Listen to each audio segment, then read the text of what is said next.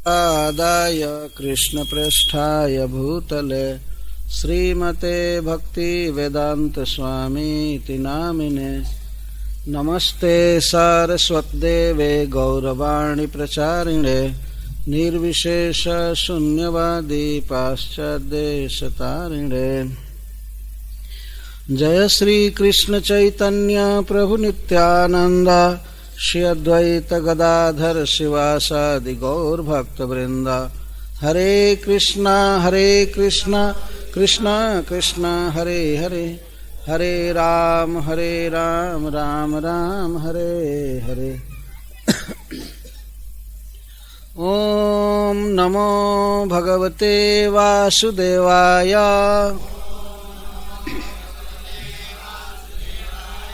ओम नमो भगवते वासुदेवाय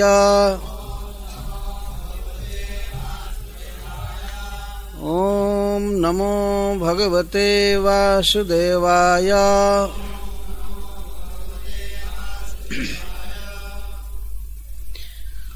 मैत्रेय उवाच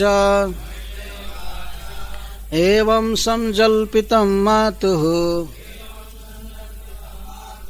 आकर्ण्यार्थागमं वचः संनियम्यात्मनात्मानं निश्चक्राम पितुः पुरात्। वचः वचन संनियम्य नियमन करके वश में करके आत्मना बुद्धि से आत्मान मन को निश्चक्राम निकल गए पितुः पुरात् पिता के नगर से। इस प्रकार ध्रुव की माता ने विलाप किया, रोई गाई और बाद में अर्थागमम वचः बोली। ऐसा उपदेश किया उसने ध्रुव महाराज को जिससे अर्थ का आगम होने वाला था, प्रयोजन की सिद्धि होने वाली थी। अर्थस्य आगमो जस्मात् तम वचः श्रुत्वा। तो माँ के विलाप को और उसके उपदेश को सुनकर ध्रुव महाराज अपनी बुद्धि को कंट्रोल किए, अपने मन को वश में किए बुद्धि द्वारा। पहले तो वो भी रो रहे थे, उनका इतना बड़ा अपमान हुआ था और बाद में एक पैसा भी घर से मिलने वाला नहीं था, तो राजपुत्र समझे ही नहीं जा रहे थे। आज राजा गोद में नहीं ले रहा था तो कल मारने का भी उपाय कर सकता था। तो इस तरह से वे बहुत दुखी थे, लेकिन माँ के विलाप और उपदेश वचन को सुनकर अपने मन को समझाए। संनियम्य का अर्थ है वश में किए, समझाए, विवेक से काम लिए, धैर्य धारण किए, शोक करना छोड़ दिए और दृढ़ निश्चय करके अपने पिता के नगर से निकल गए। निश्चक्राम निकल गए, पितुः पुरात् पिता के पुर से। बरहिस्मती नाम था उस नगर का, कानपुर के पास आज भी वो स्थान है जिसे विठूर कहते हैं। तो वहां से निकल गए ध्रुव महाराज। कहाँ जाएंगे यह उन्होंने कोई लक्ष्य नहीं बनाया, लेकिन बाप के नगर से निकल, इसके गांव में अब नहीं रहना है। तो वास्तविक पिता को खोजने के लिए चल दिए। तो इस संसार में सबसे महत्वपूर्ण बात होती है जो भगवत प्राप्ति में सहायक हो, उसको अर्थागमम वचः कहते हैं। 4 प्रकार के अर्थ हैं, जैसे धर्म, अर्थ, काम, मोक्ष, उनको पुरुषार्थ कहा जाता है, जीव का प्राप्तव्य। संसार में देवता या मनुष्य जितने भी प्राणी हैं, सभी इन चारों में से कुछ न कुछ चाहते हैं, अथवा चारों को चाहते हैं। कुछ लोग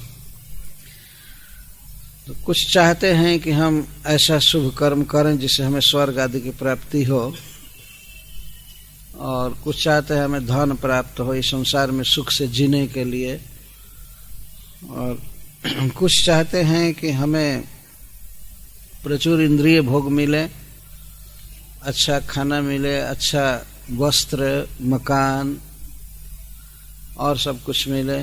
और कुछ लोग संसार से उब जाते हैं तो वे मुक्त होना चाहते हैं, यहाँ सुख की भावना नहीं करते।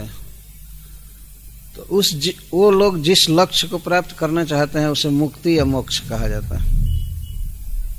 ये चार पुरुषार्थ हैं। यहाँ पर जो उपदेश किया सुनीति ने, उसके द्वारा ध्रुव महाराज को बहुत बड़ा साध्य प्राप्त होने वाला था।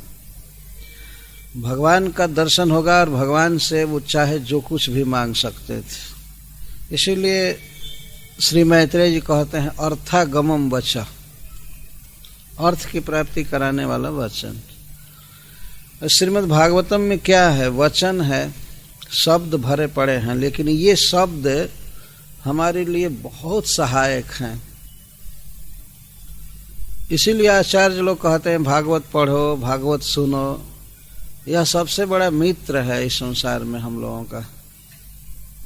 भगवान की लीलाओं पर प्रकाश डालता है, भगवान के स्वभाव पर, दया पर, कीर्ति पर, और यह भी बताता है कि किस भक्त ने कैसे भगवान से प्यार किया और किस प्रकार साधना करके बड़े बड़े भक्तों ने भगवान को प्राप्त किया। यह भी दिखाया गया है कि अत्यंत जागतिक धरातल पर गिरे हुए लोग भी किस तरह भगवान को प्राप्त किए किसी साधु के संग से। जैसे पुरुरवा महाराज, जजाति महाराज, हरिण की आसक्ति में पड़े हुए राजर्षि भरत भी भगवान का चरण कमल प्राप्त किए भजन करके। तो इस प्रकार से कई प्रकार की प्रेरणा दी गई है।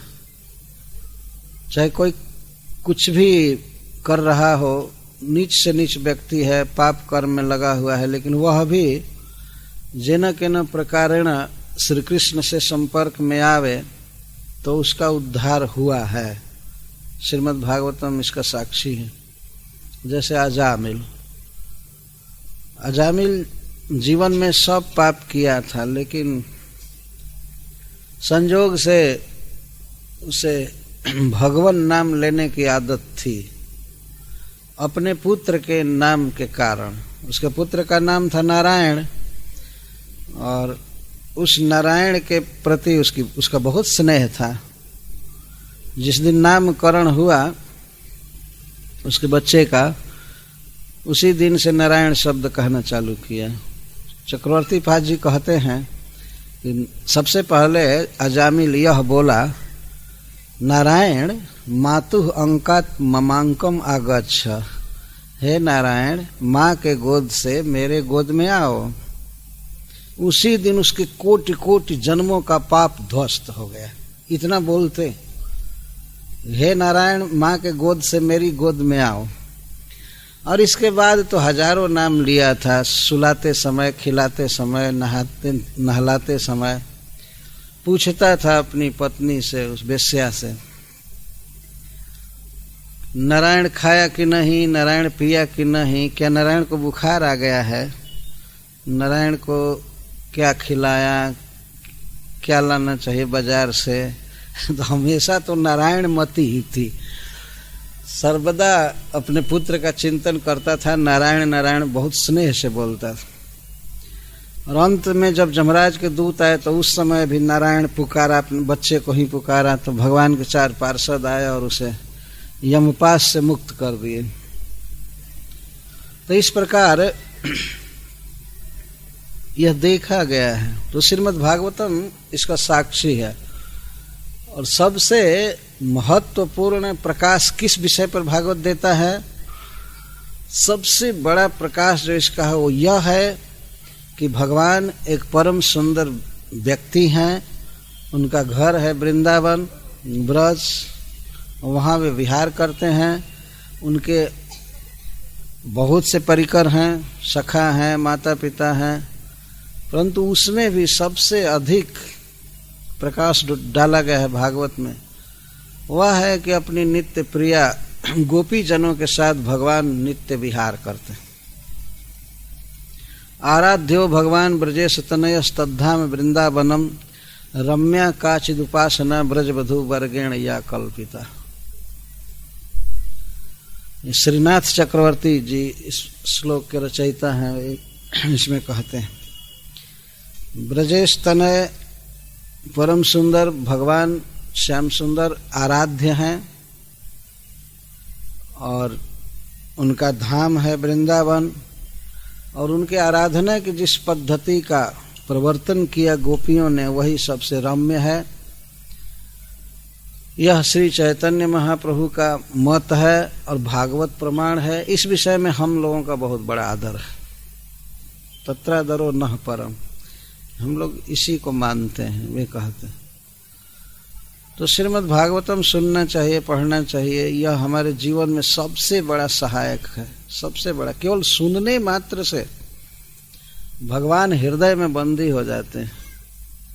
ये दूसरे ही श्लोक में वेदव्यास देव कहते हैं धर्मः प्रोजित कई तवत्र परमो निर्मत्सराणाम सताम वेद्यम वास्तवमत्र वस्तु शिवदम तापत्रयोन्मूलनम श्रीमद्भागवते महामुनिकृते किं वा परैरीश्वरः सद्यो हृदयवरुद्ध तैत्रिकृतभिः शुश्रूषभिस्तत्क्षणात्।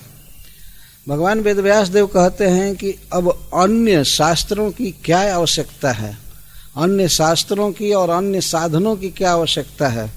श्रीमद् भागवतम तो सुनने की जेव ही इच्छा करता है कोई सुकृति व्यक्ति, उसी समय भगवान कृष्ण उसके हृदय में अवरुद्ध हो जाते। शुश्रूषु भी, इसका अर्थ है कि जब ही कोई सुनने की इच्छा करता है उसी समय भगवान हृदय में बंदी हो जाते हैं। और सुन लेने पर क्या होगा उसको तो कहा ही नहीं जा सकता। तो श्रीमद् भागवतम श्रवण की इच्छा बहुत जन्मों के पुण्य के कारण होती है, उपलब्धि। तो हम लोग श्रीमद् भागवतम से सहायता ले रहे हैं, सुन रहे हैं। जिस प्रकार सुनीति के शब्दों का सहारा लिया, आश्रय लिया ध्रुव महाराज ने, तो उन्हें भगवत प्राप्ति हुई, भगवान से भेंट हुई, भगवान ने उन्हें राज्य दिया, भक्ति दिया, सब कुछ दिया। तो इसको अर्थागमम वचः कहते, अर्थ का आगम। किसी भी व्यक्ति को अपने जीवन में प्रयास करके ऐसा वचन सुनना चाहिए। इसी के लिए साधु संग किया जाता है। साधुओं के संग से, उनके मुख से कुछ वचनामृत सुनने को मिलता है, वही सबसे बड़ा सहायक होता है। कुछ लोग ऐसा समझते हैं कि साधु का संग करेंगे, कुछ सेवा कर देंगे, बस हमारा काम हो जाएगा। होगा, वो भी बहुत महत्वपूर्ण बात है, लेकिन साधुओं के मुख से सुनना सब सर्वोत्तम बात। कुछ लोग तो ये समझते हैं कि साधु हमको देखेंगे या छू देंगे तो हम इम्पावर्ड हो जाएंगे, शक्ति संचार हो जाएगा, अब बस हम भगवान को समझ जाएंगे। इस तरह का सोचना एक भ्रम है वास्तव में। कोई भी साधु भगवान के शब्दों से सहायता करता है, अवश्य उसका संकल्प या उसके चरणों का स्पर्श भी काम करता है, लेकिन सर्वोपरि बात है साधुओं के द्वारा भगवान का गुणानुवाद सुनना। इससे जीव पवित्र होता है। कोई भी महात्मा कुछ वचः देता है, कुछ वचन बोलता है, अर्थागमम वचः। इस संसार में कई प्रकार के सहायक लोग हैं। आप जा रहे हैं कहीं तो ट्रैफिक पुलिस कुछ मदद करती है, ट्रैफिक लाइट मदद करता है, गाड़ी है, पेट्रोल है, जा रहे हैं, किसी से पूछते हैं। तो साधारण बात में भी कुछ वचन हमारी मदद करता है। तो फिर अप्राकृत विषय को पाने में, भगवान को पाने में तो वचन ही एकमात्र सहारा है, आश्रय। तो ध्रुव महाराज अपनी माँ की बात को सुनकर अपने मन को स्तंभित किए, खेद छोड़ दिए, जीवन में उत्साह भर गया। यह चिंता उनकी समाप्त हो गई कि हमारा पिता हमें गोद में नहीं ले रहा है। इस प्रकार का भाव आया, हमें कोई आवश्यकता नहीं है, अच्छा हुआ मुझे अपने गोद में नहीं बैठाया और मुझे यह राज्य नहीं चाहिए। उनके मन में दृढ़ निश्चय हुआ। यद्यपि सारा निश्चय अमरस में हुआ, क्रोध में भी निश्चय किए थे, लेकिन बहुत अच्छा निश्चय किए और निश्चय करके अपने पिता के नगर से निकल गए। निश्चक्राम पितुः पुरात का अर्थ है कि पिता के नगर से निकल गए, केवल देह भर लेकर निकल गए। ऐसा नहीं कि अपने मम्मी से मांगे कि 2-4 रुपये भाड़ा दो, अब तो देखूंगा कहीं कलकत्ता आदि जाऊंगा, कमाऊंगा। ऐसा नहीं, कुछ भी नहीं लिए, पिता को देखने भी नहीं गए, निकल गए। रह जाएगा उत्तानपाद का नगर या महाराज मनु का नगर, बहुत समृद्ध सुख से भरा हुआ, अनेक सुविधाओं से भरा हुआ नगर, लेकिन इतना उस बच्चे का निर्णय था कि वो निकल गया। निश्चक्राम पितुः पुरात। इस प्रकार जो भगवान के लिए चल देता है व्यक्ति, तो भगवान सब प्रकार से उसका सहाय करते हैं। देखिए भगवान की कृपा। नारदस्तदुपाकर्ण्य ज्ञात्वा तस्य चिकीर्षितम् स्पृष्ट्वा मूर्धन्य घघनेन पाणिना प्राह विस्मितः। जब ध्रुव महाराज नगर से बाहर निकले, कुछ दूर गए और वे निश्चय नहीं कर पाए थे कि कहाँ जाऊंगा, क्या करूंगा, लेकिन निकल गए भगवान का भजन करने के लिए। तब श्री नारद जी आए। सबके हृदय में भगवान हैं। भगवान ने मानो नारद जी को प्रेरित किया, चलो। नारदस तद उपाकर्ण्य, और श्री नारद जी सुने। उपाकर्ण्य, उनसे किसी ने वर्णन किया कि महाराज उत्तानपाद का 5 वर्षीय बालक भगवान को पाने के लिए घर छोड़कर चल दिया। अथवा ज्ञात्वा तस् चिकीर्षितम, श्री नारद जी सर्वज्ञ हैं, त्रिकालज्ञ हैं, किसी के भी हृदय की बात को जानते हैं। तो वे जान गए और आए निकट महाराज उत्तानपाद के नगर के बाहर। तो कुछ लोग आपस में बात कर रहे थे, वो उत्तानपाद महाराज का राजकुमार बालक जा रहा है पिता से रुष्ट होकर के। तो नारद जी ने सुना, कहाँ जा रहा है, सारी घटना वे सुने उन लोगों से। इस श्लोक में लिखा गया उपाकर्ण्य और ज्ञात्वा। उप का अर्थ होता है नैकट्य, ना, निकटता से या पूरा पूरा। आकर्ण्य का अर्थ है सम्यक कर्ण्य, कान से सुन लेना। ये है, सब कुछ जानते हैं, फिर भी वे सुने। गांव के बाहर, नगर के बाहर लोग बात कर रहे थे, उसको सुने। अथवा देवलोक में ही, ब्रह्मलोक में ही ये चर्चा होने लगी। वहां बिना फोन के ही, बिना ईमेल के ही सब कुछ पता चल जाता है। तो वहां सुने, जहां भी सुने होंगे, उसको सुन करके और ज्ञात्वा तस् चिकीर्षितम, और यह जान गए कि इसकी चिकित्सा क्या है, यह बालक चाहता क्या है। तो जान गए कि यह भगवान का चरण कमल प्राप्त करना चाहता है, भगवान से भेंट करना चाहता है, और इसका यह प्रयोजन है। त्रिभुवन में सबसे उत्कृष्ट पद पाना चाहता है, सबसे बड़ा धन पाना चाहता है। वे जान गए। जानने से नारद जी को बहुत प्रसन्नता हुई। एक छोटा सा बच्चा भगवान का भजन करने के लिए चल दे, पिता के सुख सुविधा में भवन का त्याग करके, तो नारद जी के लिए बहुत प्रसन्नता की बात।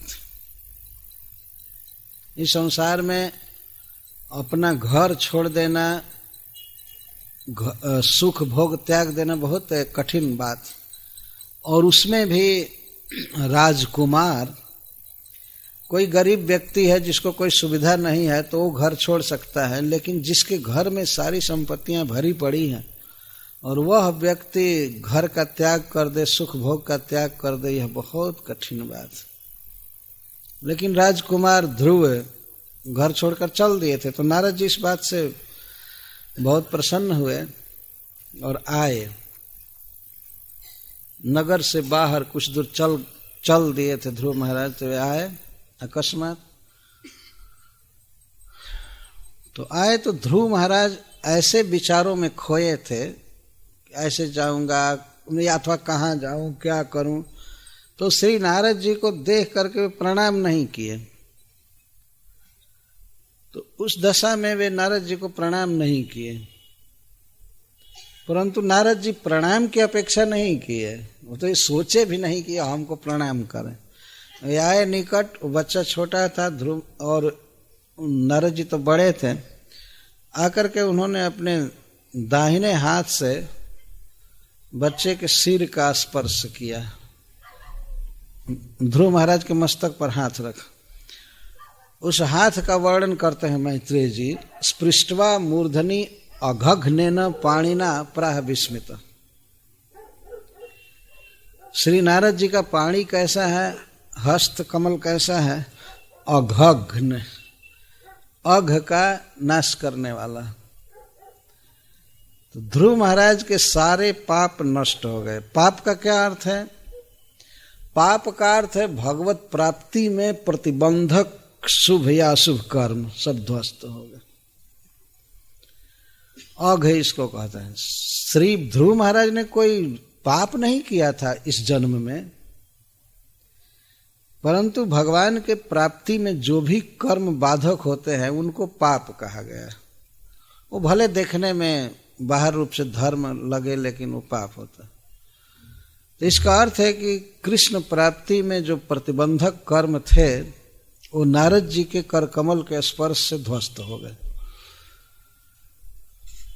यदि पूर्व जन्म के बुरे कर्म हैं तो भगवान में मति नहीं लग पाती है, और कभी थोड़ी सी मति लगती भी है तो कुछ ही दिनों के बाद मति स्खलित हो जाती है, कृष्ण से हट जाती है।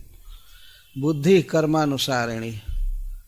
किसी व्यक्ति को कोई बुद्धि मिली है या इंद्रियां मिली हैं कुछ भी, तो पूर्व कर्मों का फल है वो। तो पूर्व में यदि कोई बहुत बैड कर्म हुआ है, बुरा कर्म हुआ है, तो अकस्मात चित्त विषयों में गिर जाता है, भगवान से हट जाता है, साधक को पता भी नहीं चलता। तो श्री नारद जी ने कृपा किया कि अपने परम पवित्र हाथ से ध्रुव महाराज के मस्तक का स्पर्श किया, और मस्तक का स्पर्श करके कुछ स्वगत बोलने लगे।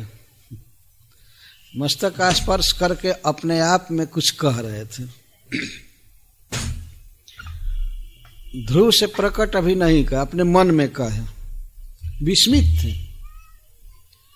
श्री नारद जी ने इसके पहले समझा था कि क्षत्रियों का कैसा स्वभाव होता है, वो जानते थे, लेकिन सयाने क्षत्रिय इस तरह से जिद्दी हो, निर्बंध करे तो उनको आश्चर्य नहीं हो रहा था। लेकिन 5 वर्ष का बच्चा इतना अपने अपमान का बोध कर लिया, इतना दृढ़ निश्चय करके घर से निकल गया, इस पर उन्हें बड़ा विस्मय हो रहा है। विस्मित, जो उनके मुख पर स्मित रहता है स्वाभाविक भगवत भक्ति के कारण, वह स्मित, वह मुस्कान थोड़ी देर के लिए चली गई।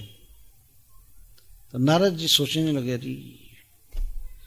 5 वर्ष का बच्चा और इसका देखो, अहो तेजः क्षत्रियाणा मान भंगम अमीर्ष्यता बालोपेयम हृदय धत्ते जत समातु रसद बचा। नारद जी अपने मन में कहते हैं, हो देखो क्षत्रियों का कैसा प्रभाव होता है। वे इस संसार में सब कुछ सह सकते हैं, लेकिन मान भंग नहीं सह सकते। मान भंगम अमृष्यता। क्षत्रियों के बहुत से गुण हैं, जिनमें यह एक गुण है कि वे मान भंग नहीं सह सकते, उन्हें मान मिलना चाहिए। और दूसरा युद्धे चाप्य पलायनम, और युद्ध में वे पीठ नहीं दिखाते। ये दो मुख्य गुण हैं। तो यह मान भंग को सहन नहीं कर सका। क्या अपमान हुआ था बच्चे का कि इसको पिता ने गोद में नहीं बैठाया, इसकी सौतेली माँ ने बोल दिया, यह अपमान। तो श्री नारद जी सोच रहे हैं, देखो क्षत्रियों का कैसा विचार होता है, वे अपने अपमान को नहीं सह सकते हैं।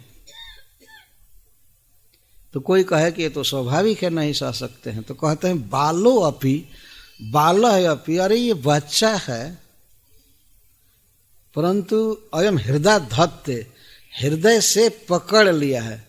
तृतीय सप्तमी के लिए है, लेकिन यदि सप्तमी का प्रयोग किया जाए तो उसका यह अर्थ होगा कि हृदय में धारण कर लिया है, लेकिन हृदय से पकड़ लिया है, ये ज्यादा पकड़ने के अर्थ में परफेक्ट है। हृदय से अपनी सौतेली माँ के वचन को पकड़ लिया है, अभी भी याद कर रहा है।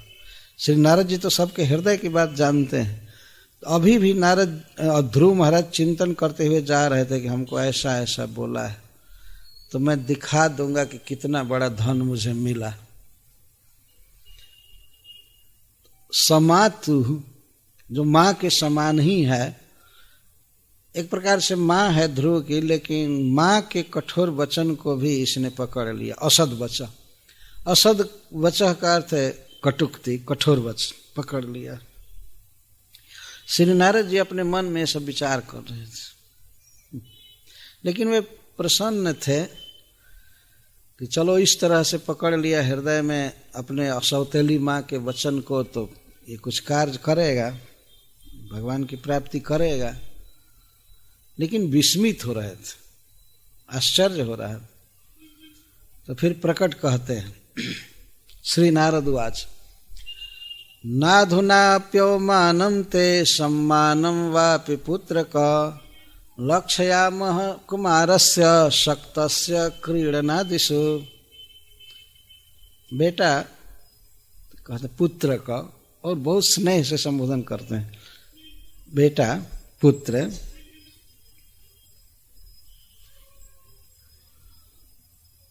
तुम क्यों घर से जा रहे हो? पहले उन्होंने ऐसा पूछा कि तुम क्यों घर से जा रहे हो, कहाँ जाओगे, जंगल में कहाँ खाओगे, कहाँ सोओगे, क्यों घर छोड़ करके जा रहे हो? ध्रुव ने तुरंत कहा, मेरी सौतेली माँ ने मुझे इस तरह से कहा है। अभी भी क्रोध में बोल रहे थे, मेरा बहुत बड़ा अपमान हुआ है। तो इसका उत्तर देते हुए श्री नारद जी कहते हैं, कुमारस्य क्रीडनादिषु शक्तस्य, अभी तो तुम कुमार हो, छोटा सा बच्चा हो, इस उम्र में तो बच्चे खिलौनों में आसक्त रहते हैं। तो छोटे छोटे बच्चों का कोई अपमान कर दे या उनको कोई मान दे दे तो उन पर तो कोई प्रभाव पड़ता नहीं है। अभी क्या तुम्हारा सम्मान और तुम्हारा अपमान, वास्तव में छोटे छोटे बच्चों का अपमान कर दिया जाए या उनको सम्मान दिया जाए तो वो उसका कोई अर्थ नहीं समझते हैं। कोई छोटा बच्चा मान लीजिए हो और भाषा भी न समझता हो परफेक्ट, उसको कहिए कि हम तुमको नोबेल प्राइज दे रहे हैं, तो कुछ समझेगा ही नहीं कि नोबेल प्राइज का क्या मतलब। तो उसके कारण वह अपने को बहुत धन्य नहीं समझेगा। और कोई डांट दे, गाली दे, तब भी उन्हें कोई अपमान का बोध नहीं होता। अभी बुद्धि इतनी विकसित नहीं होती है कि वे मान अपमान को पकड़ सकें, समझें कि ये अपमान होता है और ये मान होता है। हाँ, उनका कोई खिलौना छीन ले तो दुखी हो जाते हैं। शक्तस्य क्रीडनादिषु, उनके हाथ से कोई खिलौना छीन ले, गेंदा छीन ले और चीज छीन ले तो रोने लगते हैं, पकड़ कर रखना चाहते हैं। हम लोग देखते हैं कई छोटे छोटे बच्चे आजकल प्लास्टिक की गुड़िया आदि को पकड़े रहते हैं, और उनको छीना जाता है तो बर्दाश्त नहीं करते। उनको अगर आप खल कह दीजिए, शैतान कहिए, तो उसका कोई मतलब नहीं समझते हैं, कुछ भी कहो। और कोई बच्चों को जा करके प्रणाम करे नमो ओम विष्णुपादाय कह करके, तो उसके कारण उनको कोई प्रसन्नता नहीं होगी। इसे क्या अर्थ है? जाकर किसी छोटे बच्चे को, 3 वर्ष के बच्चे को कहिए हे भागवत पुरुष, हे महाभागवत, तो क्या समझेगा? तो श्री नारद जी कहते हैं कि तुमको क्या इससे मतलब, तुम्हारा कहाँ अपमान हो रहा है, कहाँ मान हो रहा है? अभी तो तुम्हारे खेलने का समय है, खाने का समय है, जाओ घर में रहो। क्या इतना पकड़ना कि हमारा अपमान हो गया, हमारा ये हो गया वो। मैं नहीं समझता हूँ कि तुम्हारा अपमान हुआ या मान हुआ। यदि तुमको गोद में नहीं लिया गया, नारद जी ने यह भी कहा है, दूसरी जगह लिखा गया है कि महाराज उत्तानपाद गोद में नहीं लिए तो वे तो मेरे शिष्य हैं, चलो मैं कह देता हूँ आज से वो लिया करेंगे, रेगुलर तुमको गोद में लेंगे। ध्रुव ने कहा हमें उसकी गोद चाहिए ही नहीं, हमको वो गोद नहीं चाहिए। इतना उनके हृदय में अपमान के वचन चुभ गए थे कि वे नहीं चाहते थे। पर नारद जी दिखा रहे हैं वास्तव में हम भक्तों को कि किस प्रकार से भगवत प्राप्ति के लिए निश्चय करना चाहिए, साधन करने में तत्पर रहना चाहिए। तो कहते हैं क्या तुम्हारा मान अपमान? तो फिर कहते हैं विकल्पे विद्यमानेपि नह्य संतोष हेतवः पुंसो मोह मृते भिन्ना जल्लोके निज कर्म भी। और यदि यह मान भी लिया जाए कि हाँ अपमान और मान होता है, अपमान और सम्मान से कोई व्यक्ति प्रभावित होता है, मान भी लिया जाए, तो इस विषय में अपमान का बोध करने में या सम्मान का बोध करने में व्यक्ति का अपने मनोभ्रम के अलावा कोई तथ्य नहीं। न यह संतोष है तवा पुंसो मोहम रीते भिन्न, मोह से भिन्न, अज्ञान से भिन्न कोई कारण नहीं। यदि किसी व्यक्ति ने किसी का बहुत बड़ा अपमान किया और उसको वो व्यक्ति मान लिया कि इसने मेरा अपमान किया, तिरस्कार किया, मेरा यह छीन लिया, मुझे दुख दिया, यह दिया, वास्तव में पुरुष का अपना जो मन में अज्ञान है, हृदय में अज्ञान धसा हुआ है, वही इस बोध का कारण है। नहीं तो क्या उसका अपमान हुआ और क्या उसका छीन लिया गया। और किसी को बहुत बड़ा सम्मान दिया गया, बहुत बड़ी बड़ी वस्तुएं दी गई, तो उससे उसका कुछ बना नहीं, लेकिन मन के अज्ञान से वह व्यक्ति खुश हो जाता है, अपने को मान लेता है हाँ हाँ वो अनुकूल है और हमको बहुत बड़ी बात मिल गई। जैसे सपना, व्यक्ति सपना देखता है और सपना में मान लीजिए उसको बहुत बड़ा पुरस्कार दिया जा रहा हो। सपना देख रहा है और देख रहा है कि मैं दिल्ली पहुंचा हूं और राष्ट्रपति जी हमको बहुत बड़ा पुरस्कार दिए, और नींद खुलने के बाद न तो दिल्ली है, न राष्ट्रपति है, न पुरस्कार, कुछ नहीं, खत्म हो। तो सपना के समय अगर वह देख रहा है कि हमारा बहुत बड़ा सत्कार हो रहा है, तो सत्कार अपने मानसिक भ्रम के अलावा वहाँ कुछ है नहीं। निद्रा दोष के कारण मन देखता है स्वप्न, तो सपना में अगर सम्मान हुआ तब भी उसका कोई मतलब नहीं है। और सपना में मान लीजिए कोई किसी को खूब गाली दिया, कई प्रकार से उसका धन छीन लिया, लेकिन जगने के बाद देखेगा कि हमारा धन जैसे था वैसे है और कोई गाली देने वाला था ही नहीं। तो सपना में न तो सम्मान है और न तो अपमान है। यह जीवन भी वास्तव में उसी प्रकार का है। यह उससे थोड़ा ज्यादा टिकाऊ सपना है, ये ज्यादा दिन रहता है। लेकिन जीव इस जड़ शरीर में आबद्ध है, इसको मैं मानता है, और इसी का सम्मान होने पर समझता है मेरा सम्मान हो रहा है, इसका तिरस्कार होने पर समझता है मेरा तिरस्कार हो रहा है। लेकिन वास्तव में यह सपना जैसा है।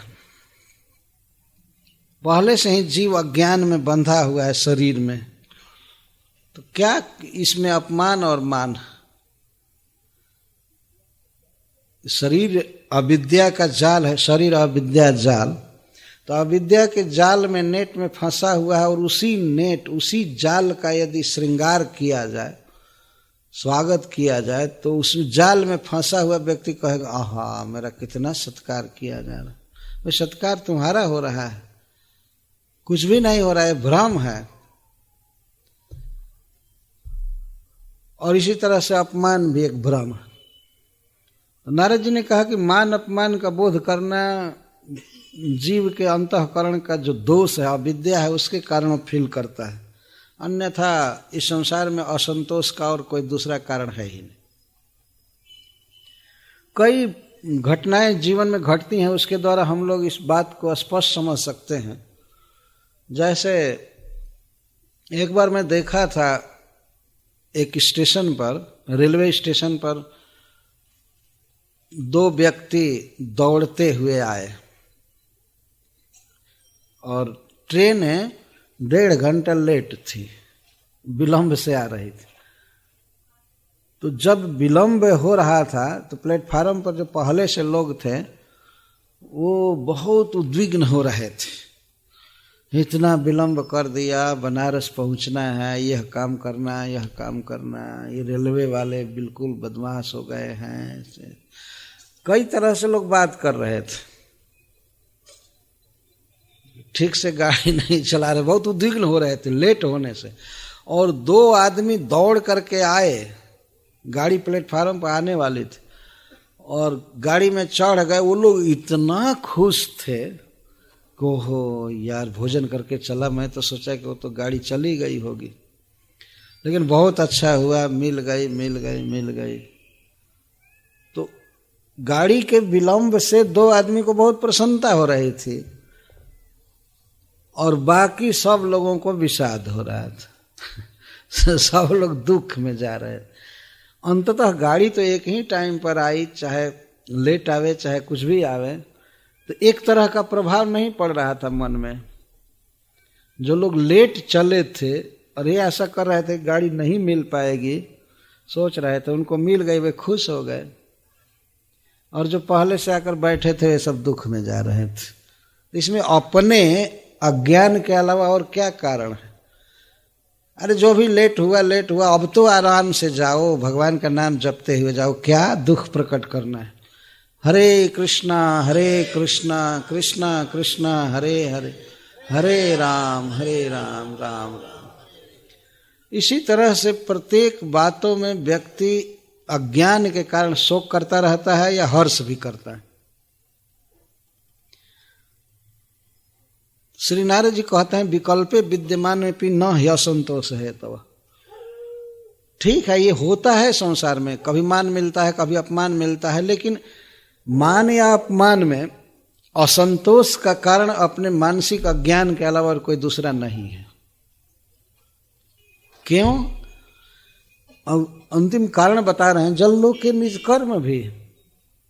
इस संसार में किसी को, व्यक्ति को जो कुछ भी मिलता है, किसी को भी मान मिले, सम्मान मिले, अपमान मिले, कोई वस्तु मिले, कुछ भी मिले, तो मिलता है निज कर्म भी, अपने कर्म के द्वारा मिलता है। कर्म करके हमारा फल जमा है, उसी के कारण यह मिलता है। तो अपने कर्म का ही फल मिलता है, चाहे दुख मिले या सुख मिले, मान मिले या अपमान मिले, तो अपने ही किए हुए कर्म का फल मिलता है। तो इसमें अब दुख का अनुभव क्या करना है?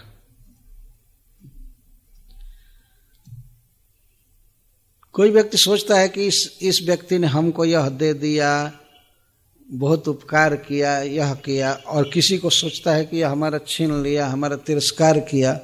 ये दोनों बातें सोचना वास्तव में गलत है। किसी भी व्यक्ति को कोई भी वस्तु संसार में मिलती है अपने कर्म से मिलती है। अपने कर्म में नहीं लिखा गया है तो मिल नहीं सकती, कोई दे नहीं पाएगा, ये शक्ति है ही नहीं। अतः यदि अपमान मिल रहा है तो इसका अर्थ है कि हमारा ऐसा कर्म था, हमने किसी का अपमान किया था और हमारे बैड कर्म के कारण लिखा हुआ था कि इस समय, इस देश में, इस स्थान पर हमको यह दंड मिलेगा, तो मिलता है। तो व्यक्ति स्वयं ही अपने को दुख में डालता है या सुख में डालता है। तो इसमें हर्षित होने की और विषाद प्राप्त करने की क्या बात? जल लोक के निज कर्म में।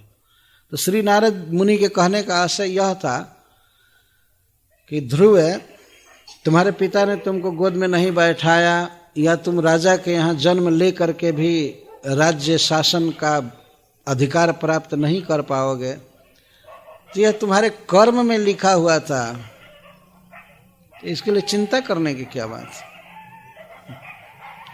सुरुचि कारण नहीं है, और यदि सुरुचि कारण होती, उसका बस चलता तो तुमको सुनीति के गर्भ में भी नहीं आने देती। वास्तव में यह बात होती तो उसका बस चलता तो राजा के यहाँ दूसरी स्त्री के गर्भ से जन्म लेने ही नहीं देती किसी जीव को। लेकिन यहाँ पर कोई भी जीव कहीं जन्म ले रहा है तो किसका अधिकार है रोकने का? कौन रोक सकता है? और किसी को पता चलता है कि किसी स्त्री के गर्भ में कौन बच्चा आ रहा है, पहले किस शरीर में था, किस योनि में था, कहाँ का था, कौन जीव बच्चा बन करके आ रहा है, क्या पता चलता है? कुछ भी पता नहीं चलता।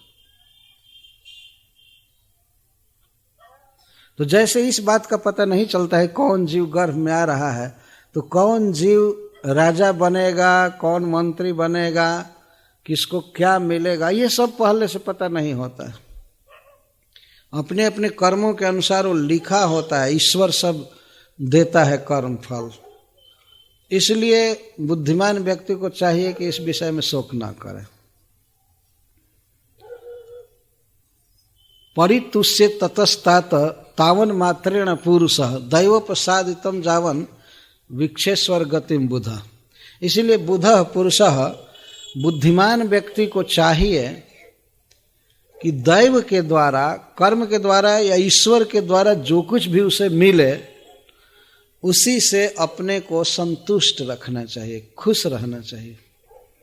इस संसार में बहुत वस्तुएं फैली हैं, एक से एक सुंदर घर है, खाने के लिए है, घूमने के लिए वायुयान है, कार है, बहुत वस्तुएं फैली हैं। लेकिन अपने कर्म के अनुसार ईश्वर की व्यवस्था से हमको जो कुछ मिलेगा उसी में संतोष करना चाहिए।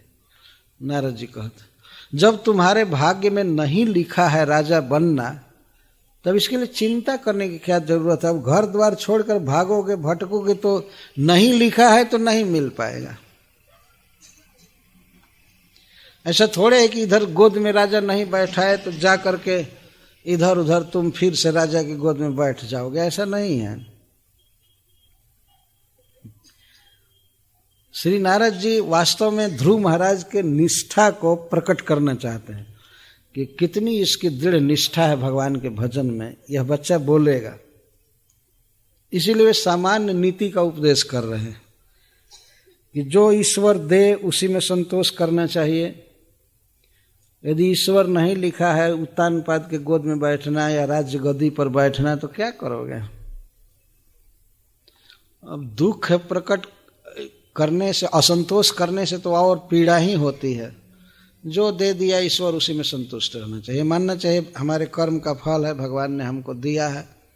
जो भी रूखा सूखा खाने को मिले, पहनने को मिले, साधारण घर मिले, उसी में आनंद से रहना चाहिए। जिस व्यक्ति के मन में संतोष नहीं है वो तो एसी रूम में भी जलता रहेगा।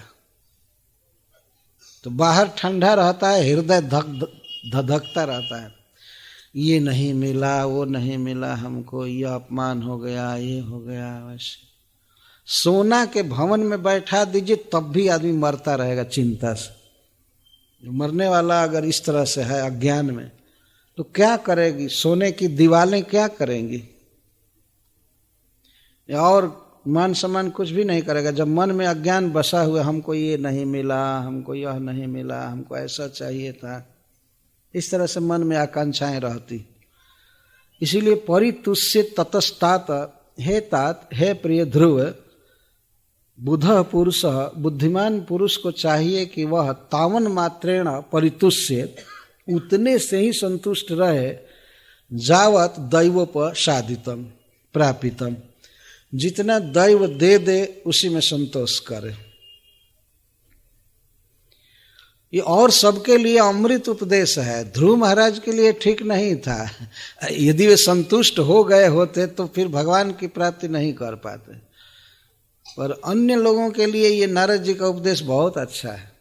दैवोपसादितम, दैव के द्वारा उपस्थापित। दैव के दो अर्थ होते हैं, एक तो अपना कर्म फल और दूसरा दैव का अर्थ होता है ईश्वर। कर्म फल जड़ है, वह अपने आप नहीं मिलता है जीवों को, उसको सेट करने वाला, मोशन में लाने वाला ईश्वर होता है, परमात्मा जो सबके हृदय में।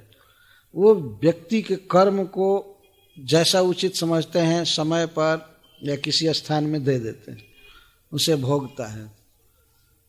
तो ये दैव की व्यवस्था है, मिलेगा सब कुछ, अपना कर्म फल जो है। कभी कभी ऐसा देखा जाता है कि व्यक्ति जिस वस्तु के विषय में कभी सोचा भी नहीं वो उसको वस्तु मिल जाती है, कभी विचार नहीं किया, और किसी किसी वस्तु को पाने के लिए रात दिन चिंता करता है, वो वस्तु मिलती नहीं।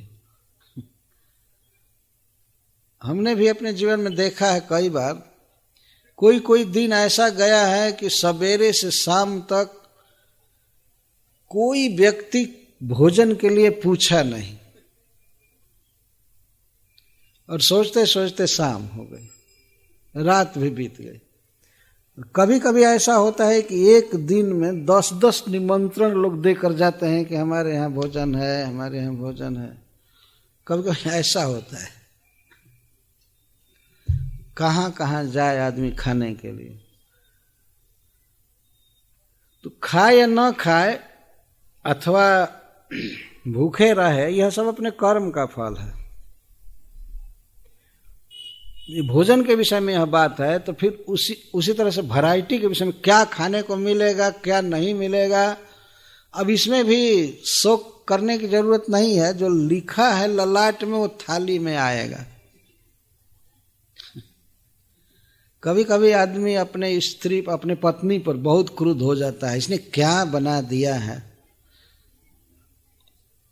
और ऐसा भी देखा गया है कि पति क्रुद्ध होकर के उस दिन भोजन भी नहीं करता। हमने देखा है, जो प्रकट उसको बता रहा। एक पति अपने पत्नी पर क्रुद्ध हो गया, एक पर्व का दिन था, घर में पकवान बना हुआ था, तो किसी कारण से वो अपने पत्नी पर क्रुद्ध हो गया, और जब भोजन सामने आया तो उसने कहा नहीं खाऊंगा, ले जाओ, हटाओ। तो बहुत विनय किए उसके लड़के, नहीं खाया, पत्नी भी विनय की नहीं खाया, जा करके सो गया। रात भर भूख से छटपटाता रहा, और सवेरे जब क्रोध शांत हुआ तो अपनी पत्नी से कहता है लाओ रात का भोजन कहाँ है। तो फिर वही बासी पकवान मांग करके खाया। लिखा था कि इतने से इतने समय तक नहीं खा पाओगे, वो रहेगा पदार्थ, लेकिन सबका समय भी ईश्वर निश्चित करता है कि इसी समय मिलेगा, उसके पहले मिल नहीं सकता। लाख वेट करे, अपना ही है, सब लिखा हुआ है, लेकिन नहीं मिलेगा। जैसे मान लीजिए किसी ने बैंक में रुपया जमा किया है और कहे कि हमारा रुपया है, बैंक में हमने दिया है, हम जब चाहे तब निकाल लेंगे, और संडे को बैंक के पास जा करके अपना सिर मारे दीवार में, नहीं हमारा पैसा जमा है यहाँ, कौन है जो नहीं देगा। तो क्या संडे को निकाल लेंगे? मान लीजिए वो संडे को क्लोज रहता है तो नहीं निकाल पाएंगे। आपका ही रुपया है तो क्या, मंडे को आइए, और वो भी 10 बजे। ऐसे नहीं कि सवेरे आपको रुपया दे दिया जाएगा, है अपना, लेकिन समय पर मिलेगा। कितना मिलेगा यह नहीं कहेंगे कि बैंक में जितना रुपया है सब निकालो दो हमको, नहीं, हमारा जो जमा है उसी में से मिलेगा। और वो भी, यह भी नहीं है कि जितना मांगेंगे उतना मिल जाएगा उसी समय, नहीं, आपको डेट डालना पड़ेगा कि इसको हम आगे लेंगे, ये करेंगे, वो करेंगे। तो इस तरह से अपनी कमाई ही व्यक्ति को भोगनी पड़ती है। अतः जो कुछ मिले इस संसार में, खाने को, पहनने को, जैसा घर मिले, जैसा सम्मान मिले या अपमान मिले, परितुष्य। बुद्धिमान व्यक्ति को चाहिए कि वह परितुष्ट रहे, संतुष्ट रहे, चिंता ना करे, संतुष्ट रह करके कृष्ण का भजन करे। हरे कृष्ण कृष्ण कृष्ण हरे हरे, हरे राम राम राम हरे। तो नारद जी के कहने का आशय ये था कि जाओ जाओ घर, जो कुछ मिलेगा, अरे भोजन तो मिलेगा ही, यह है कि राजगद्दी नहीं मिलेगी लेकिन जाओ भजन करो। क्या ये चिंता कर रहे हो, हमको ये नहीं मिला, हमको ये नहीं मिला, हमारा बाप हमारा तिरस्कार किया, हमारी सौतेली माँ हमको ऐसे बोली, ये बोली, तो इसे तो तुम और दुखी होगे, भीख मांगकर काम चलाओगे।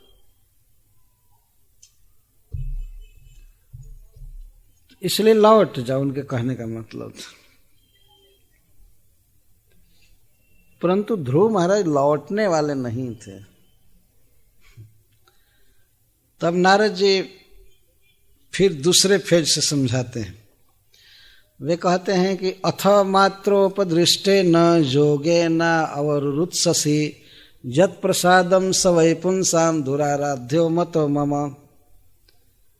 और घर से निकले हो किसको पाने के लिए, तो वे कहते हैं भगवान को पाऊंगा और उनसे मांगूंगा। तब नारद जी कहते हैं कि हाँ ठीक है, जिनके प्रसाद को पाना चाहते हो, जिनकी कृपा को चाहते हो, और तुम्हारे माँ ने कहा है ना कि विष्णु का भजन करो, हाँ मेरी माँ ने कहा है, तो तुम्हारे माँ ने जो उपदेश किया है जिस भक्ति योग का, और उस भक्ति योग के द्वारा तुम परम पुरुष भगवान श्री हरि के प्रसाद को, कृपा को प्राप्त करना चाहते हो। लेकिन बेटा, भगवान विष्णु को प्रसन्न करना बहुत कठिन है। दुराराध्य मतो मम, ये हमारा मत है, मैं किसी दूसरे का सुनकर नहीं कह रहा। रुला मारते हैं, बहुत टाइम लग जाएगा उनको खुश करने में, और तुम्हारा जैसा बच्चा क्या कष्ट सहेगा। बिना कष्ट के कृष्ण नहीं मिलते हैं, बहुत कष्ट उठाना पड़ेगा। ये मैं मानता हूं कि वे खुश हो जाएंगे तब तो सब कुछ दे देंगे, लेकिन वे शीघ्र प्रसन्न नहीं होते। मतो मम, मैं भी ऐसा देखा, मैं भी बहुत ठोकर खाया, रोया गया, तब जाकर हमको दर्शन दिए मतो मम, ये मेरा मत है। ठीक है, तुम्हारा विचार बहुत अच्छा है, तुम्हारे माँ का विचार अच्छा है, भगवान की भक्ति करने चले हो, भगवान की कृपा प्राप्त करना चाहते हो, उनकी कृपा से राज्य चाहते हो, लेकिन बहुत कठिन है, बहुत कठिन है, इसलिए विचार छोड़ दो। इनके कहने का आशय यह होता है कि छोड़ दो, जाओ जाओ जाओ, खाओ पियो, मौज करो, क्या ये भजन सजन सोच रहे। कुछ लोग इसीलिए इसी तरह से बोला करते हैं, ये 2 दिन का बच्चा क्या हरे कृष्ण कर रहे हो, जाओ पढ़ाई लिखाई करो, ये सब पागलपन मत करो, ऐसे बोलते। और बूढ़े लोग कहते हैं अभी तुम्हारी उम्र हो गई भजन करने की, ये भजन करने की उम्र है, माला दिखा रहे हो ऐसा बोलते। क्या उम्र है भजन करने की, जरा बताइए तो। कोई भी व्यक्ति, जीव तो अनादि काल से ऐसे ही कृष्ण को भूला हुआ है, कोई ध्यान नहीं है कि कृष्ण हमारे प्रिय हैं, बंधु हैं, सब कुछ हैं। कई बार शरीर बदलता रहा और अज्ञान में पड़ा हुआ है, तो इस मनुष्य शरीर में कुछ और लेट भजन करे, कौन टाइम उसके लिए अर्लियर माना जाएगा, तो बहुत ज्यादा लेट कर चुका है। तो मनुष्य शरीर में आ गया है, अगर बच्चा भी है और उसी समय भजन चालू करे तो वो अभी तो बहुत लेट कर रहा है। लेकिन मूर्ख लोग उसमें भी और ज्यादा विलंब करने को कहते हैं। उनके तो कहने का आशय है कि भजन कोई जरूरी नहीं है, छोड़ो, ये सब क्या फालतू काम कर रहे हैं तो इस तरह से लोग कहा करते हैं। बूढ़े लोग कहते हैं ये तुम्हारा काम नहीं है, बच्चों को ऐसा नहीं करना चाहिए। और जवान जब भजन करता है तो भगवान का जप करता है तो उसको कहते हैं यही तुम्हारा काम है और कोई काम नहीं है। जब बूढ़ा हो जाना तब भजन करना है। तो उनसे अगर पूछ दिया जाता है आप क्यों नहीं कर रहे हैं, आप तो बूढ़े हो गए हैं, आपको तो चाहिए कि 16 माला जप कीजिए, भगवान का दर्शन कीजिए, भागवत पढ़िए, तो कहते हैं अरे अब हम कहाँ कर पाएंगे, कोई इंद्रिय में शक्ति ही नहीं है, पढ़ेंगे कैसे, दिखाई नहीं पड़ रहा है, अब हम क्या करें। तो इस अवस्था में तुम कर ही नहीं सकते और बच्चे को कहते हो कि जब बूढ़ा हो जाना तब करना, जब इंद्रियों में कोई शक्ति नहीं रहेगी, आँख में, नाक में, हाथ में, तब जाकर हरे कृष्ण में दाखिल हो जाना। कभी कभी लोग ये भी समझते हैं जब कोई बच्चा किसी काम का नहीं होता है, खास करके मान लीजिए जड़ है, अंधा है, पंगु है, तो उसको कहते हैं जाओ इस कान में, वहीं काम करो। और जो अच्छा लड़का है उसको नहीं भेजते हैं, कहीं कहीं हमने देखा है तो जो किसी काम का नहीं उसको जाओ जाओ जाओ, और वो समझते हैं कि भक्ति करना ये अपाहिज का काम है और जो समाज के लायक नहीं रह गए वे लोग जा करके भक्ति करें। लेकिन भक्ति तो जीव का सबसे बड़ा कर्तव्य है और जो सब माने में सबसे योग्य व्यक्ति हैं उनको तो अवश्य करना चाहिए भगवान की भक्ति। तो श्री नारद जी कहते हैं कि भगवान की भक्ति बहुत कठिन है। मैं अपना मत प्रस्तुत कर रहा हूँ और वे कहते हैं कि मुनयः पदवीं जस्य निसंगे नोरु जन्म भी न विदुर मृगयंतोपि तीव्र योग समाधिना। तुम क्या भजन करोगे, 2 दिन के बच्चा, तुम क्या कृष्ण का भजन कर पाओगे। बड़े बड़े मुनि लोग, मुनयः पदवीं जस्य, मुनि लोग जो दूसरी बात नहीं बोलते हैं, केवल भगवान की बात करते हैं, मौन ले लेते हैं, यथार्थ बात बोलते हैं, उनका मुनि का। तो मुनि लोग अनेक जन्मों तक असंग द्वारा, वैराग्य द्वारा, उरु जन्म भी अनेक जन्म लेते हैं और तीव्र योग समाधिना, बहुत फास्ट योग करते हैं, योग में तत्पर रहते हैं, इंद्रियों का संयम करते हैं, भोगों में नहीं रहने देते और समाधि में चित्त को एकाग्र करके भगवान का ध्यान करते हैं, कृष्ण का चिंतन करते हैं। उन लोगों को केवल चिंतन भर हाथ लगता है, मिल नहीं पाते हैं जल्दी कृष्ण, तो उनसे साक्षात भेंट नहीं हो पाती है, हृदय में देखते रहते हैं। तो तुमको कैसे भगवान मिलेंगे जब बड़े बड़े मुनियों को नहीं मिल पाते हैं और चित्त की एकाग्रता उनकी अचल रहती है, मन भगवान में लगा रहता है, और वो भी एक नहीं कई जन्म लेना पड़ता है, कई जन्म तक भजन करते हैं, करते रहते हैं, लेकिन भगवान से भेंट नहीं हो पाती। भगवान का अनुभव होता है, वो आनंद में रहते हैं, लेकिन भगवान से मुलाकात नहीं होती, भेंट नहीं होती। इसलिए मेरे मत से वे दुराराध्य हैं। ऊपर वाले श्लोक से इसका अन्वय, विष्णु की आराधना करना बड़ा कठिन है।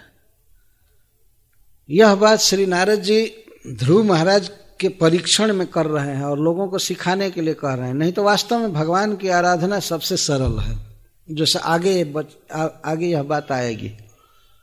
ये नहीं समझ लेना चाहिए कि नारद जी बिल्कुल फैक्ट बोल रहे हैं। नारद जी के वचन के विषय में मैत्रेय जी यहाँ कुछ नहीं कहें कि कैसा वचन बोल रहे हैं, लेकिन जब भक्ति का उपदेश करेंगे, कहेंगे कि हाँ तुम्हारी माँ ने ठीक कहा है, भगवान का भजन करो, तो वहाँ पर मैत्रेय जी कहते हैं सद्वच। श्री नारद जी अब सही सही बोलना चालू किए, इसके पहले कुछ भी नहीं कह रहे हैं मैत्रेय जी। अतो निवर्तता में स निर्बंधस्तव निष्फल जतिष्यति भवान काले श्रेयसाम समुपस्थित। इसलिए बेटा निवर्तताम, तुम जाओ जाओ जाओ, इधर मत जाओ, वन के तरफ मत जाओ। निवर्तताम, फिर जाओ जाओ अपने पिता के घर जाओ, चलो मैं ले चलता हूँ, मैं सुलह करा दूंगा, कंप्रोमाइज मैं करा दूंगा, चलो। नारद जी ने यहाँ तक कहा कि राज्य क्यों नहीं देगा, आधा राज्य दिला दूंगा, तो तुम बेटा हो तो चलो आधा राज्य दिला दूंगा। श्री नारद जी कहते आधा, अरे वो पूरा दे तब भी नहीं जाऊंगा, आधा की बात कहते हैं। पूरा हमको राज्य देगा तब भी नहीं जाऊंगा, मैं मर जाऊंगा, लौटूंगा नहीं। जब तक मैं भगवान को नहीं पाऊंगा और उनसे मैं तीनों लोकों में सबसे उत्कृष्ट राज्य को नहीं पाऊंगा, मैं उधर पिता को मुख दिखाने नहीं जा सकता। इतना मेरा हृदय दग्ध हो गया। ये आगे कहेंगे। लेकिन नारद जी कहते अतो निवर्तता, लौट जाओ, घर लौटो। निर्बंधस्तव निष्फल, तुम्हारा ये जो दुराग्रह है, हठ है, वो निष्फल होगा। ये जो हठ किए हो कि मैं बहुत बड़ा धन प्राप्त करूंगा और इधर जाऊंगा, तो ये तुम्हारा निर्बंध निष्फल। निस का कभी कभी अर्थ होता है नितरा, पूरा पूरा तुम्हारा जो निर्बंध है वो पूरा पूरा फलवान होगा, वास्तव में तुम सबसे बड़ा धन प्राप्त करोगे। इसलिए निवर्तता, लगे रहो। निवर्तन का एक और भी अर्थ होता है कि इसमें लगे रहो, लगे रहो। एक दूसरा अर्थ नारद जी मन में रखकर बोल रहे हैं, लेकिन बाह्य अर्थ है कि लौट जाओ, तुम्हारा निर्बंध निष्फल है। जति सति भवान काले श्रेयसाम समुपस्थित, जब समय आवे श्रेय प्राप्ति का, भगवत भजन का, मुक्ति प्राप्त करने का, तो उस समय कर लेना। कब समय आएगा? समय मतलब नारद जी लोक के अनुसार बोल रहे हैं कि बुढ़ापा में, वृद्धत्व में कुछ भजन कर लेना, वही श्रेय प्राप्ति का समय होता है। प्राय लोक में लोग यही समझते हैं, जवानी में खूब खाओ पियो मौज उड़ाओ, अब जब शरीर बेकार हो जाएगा तो उस समय मुक्ति के लिए प्रयास करना, लोग यही समझते हैं। तो श्री नारद जी भी लोक मानस का अनुवाद कर रहे हैं, लोक के मन में जो रहता है उसी को कह रहे हैं। जतिष्यति भवान, आप जत्न कर लेना, श्रेयसम काले समुपस्थित, जब समय आवे तो कर लो। क्या कोई करता है ऐसा? क्या कोई ऐसा समय आता है जब आदमी भजन करेगा? नहीं, कोई समय नहीं आता। बूढ़े हो करके लोग मर जाते हैं, कहाँ भजन करते हैं। लेकिन नारद जी के कहने का आशा था कि जियो खाओ, धीरे धीरे उम्र बढ़ेगी, बूढ़ा होगे तो उस समय टाइम मिलेगा तो भजन कर लेना। तो टाइम मिलकर क्या करेगा?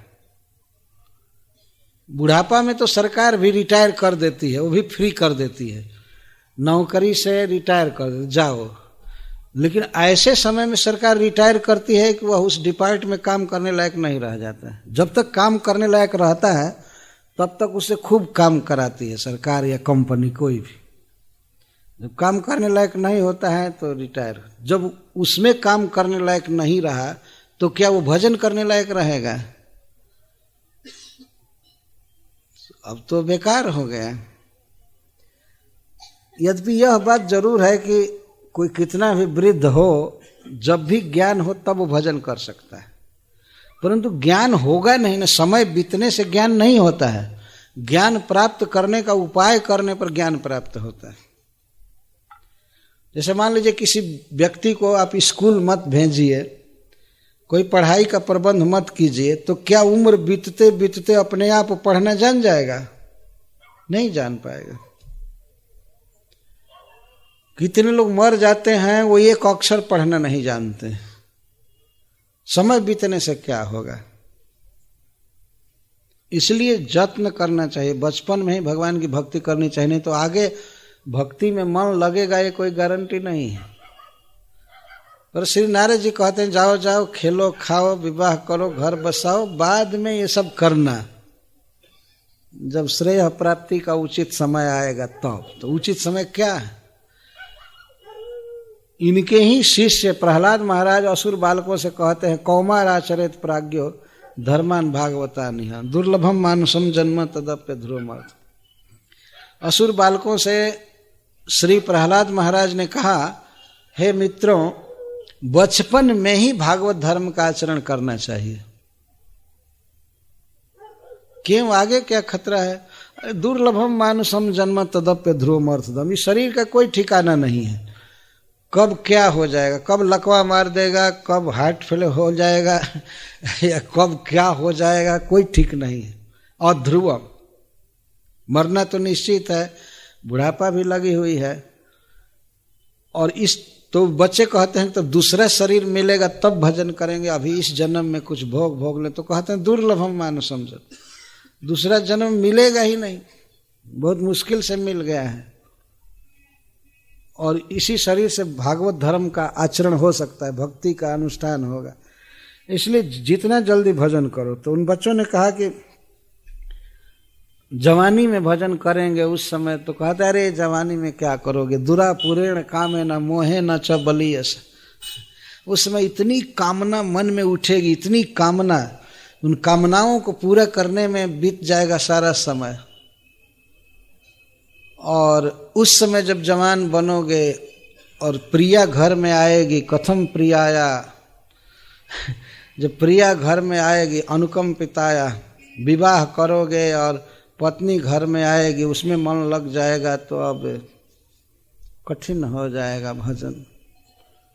अभी तो मन फ्री है, कोई उत्तरदायित्व नहीं है, इंद्रियों का आवेश विषयों की तरफ नहीं है, इसलिए कर लो, अभी भजन करो।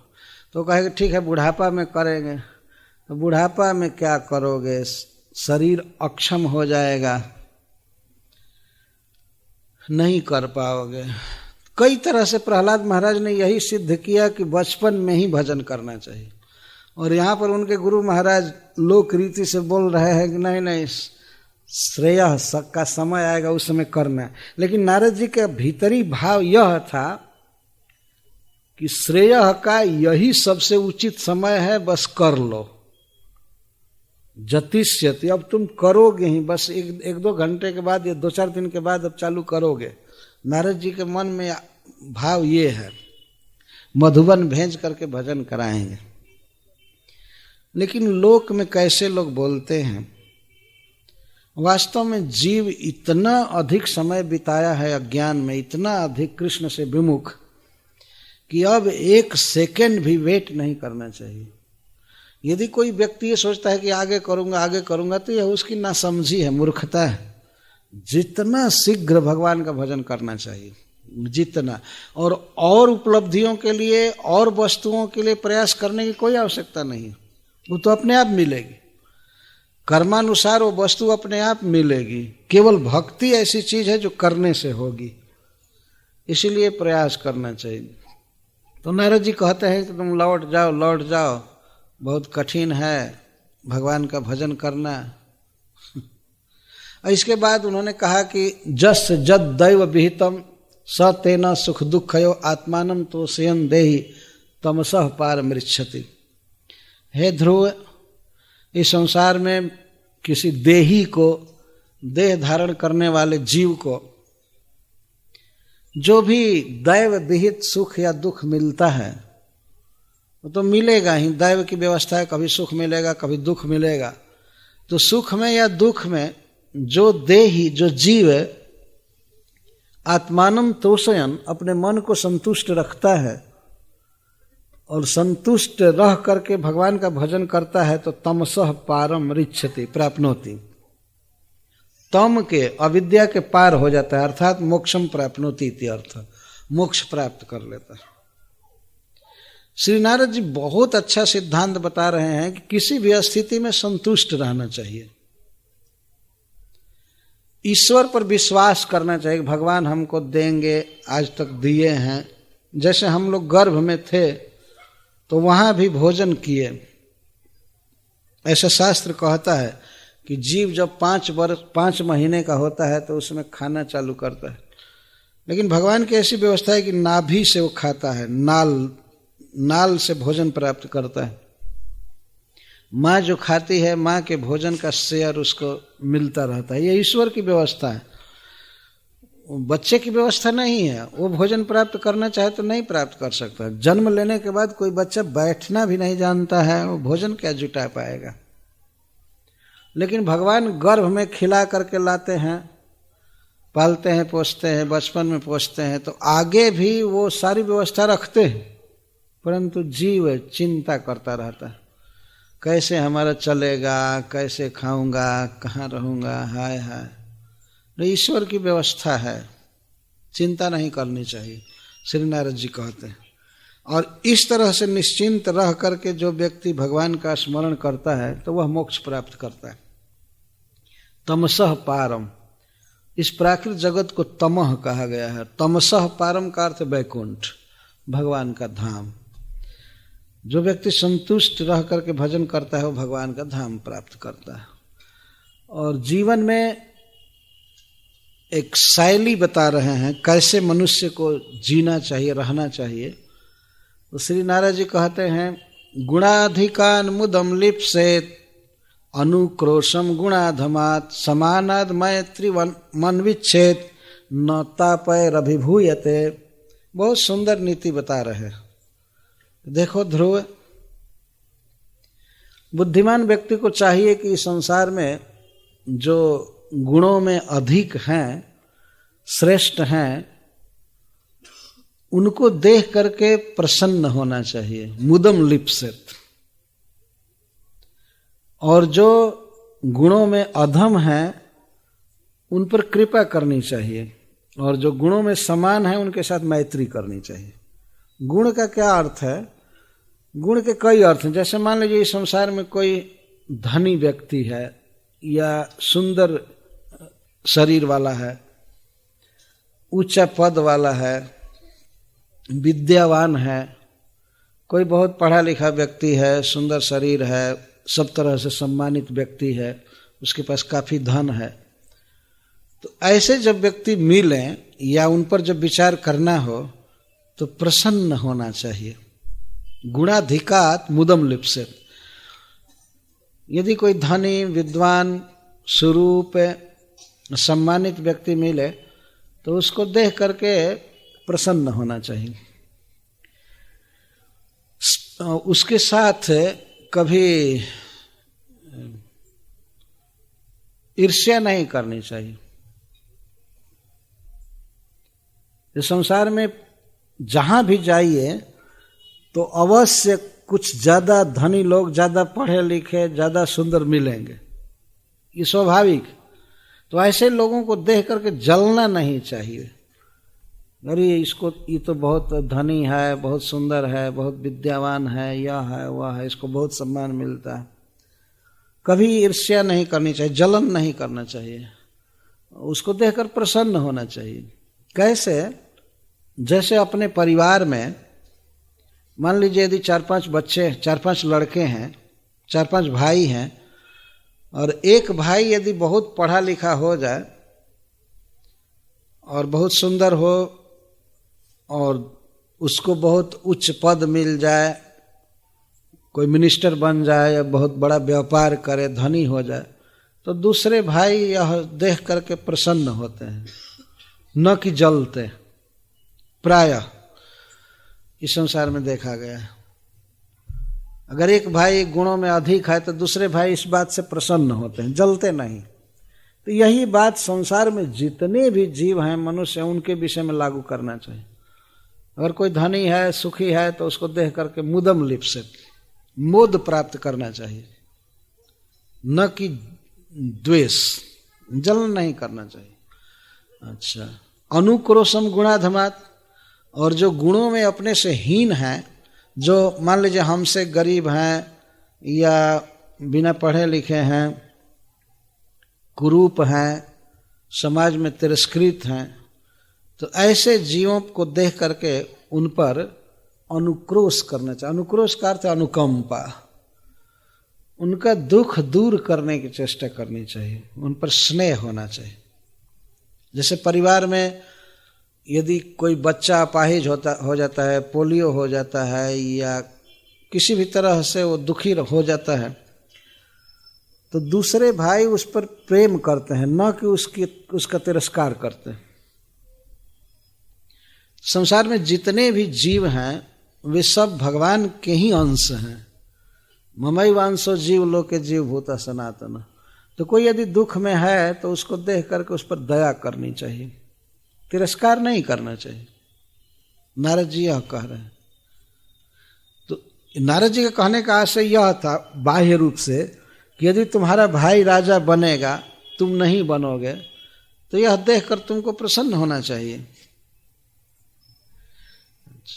तो संसार में बहुत से लोग हैं जो हम लोगों से हीन हैं, विद्या में, धन में, कई बातों में, तो उन पर दया करनी चाहिए, अनुक्रोश।